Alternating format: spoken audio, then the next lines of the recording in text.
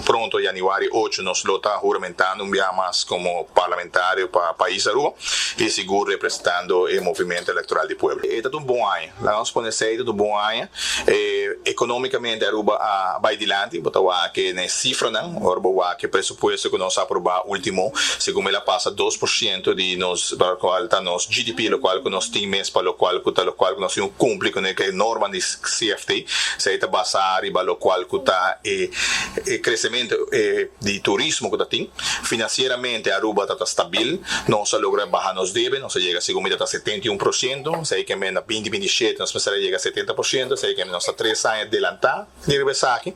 vale aqui dentro da parte aí nós duna back na pensionado ou por bis of não, durante nossa carreira na e seguro aí que o war duna, porque nós somos um partido responsável, no momento que nós tem e fundo tá duna, nós tá duna e essa passa nós duna mais que 400 florim de aumento para o qual que nós rende grana paluna, corre aí, pessoal pedindo para de 400 é da 400 riba 400 paluna, nós percurar para indexar e nós amtenar não, e luna aqui nós danta bolbe é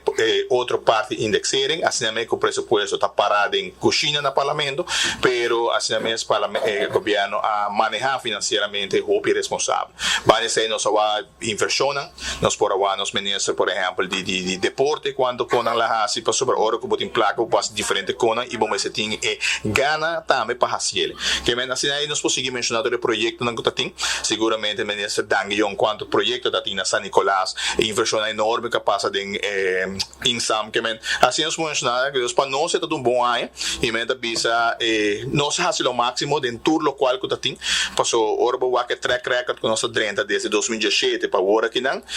me da bisa tá milagre na assim mas me da bisa tem viajar opinião não tá gosto chamar Maduro after com pero tu ministro bom da gostei para você tomar decisão importante para o país Aruba procurando para nossa rede não melhorar nos por a melhor interesse no mercado que assim é possível melhorar custo com ela assim e seguro a parte financeira de Aruba estabelecer que tu rende a vendia para papo de surplus tu rende para papo que não também assim tu rende por agora campanha de surplus so tempo no parlamento tu resnan que a vendia para papo de surplus desnan que vota contra surplus que men tata chuercha de e a por agora campanha ganha eleição com ele também e assim aí vai forma governo que surplus com outra trape que men nós sowieso de movimento da pueblo a nós está orgulhoso com nossa governar e seguro a BDB 4 mas uma visita um bom ano.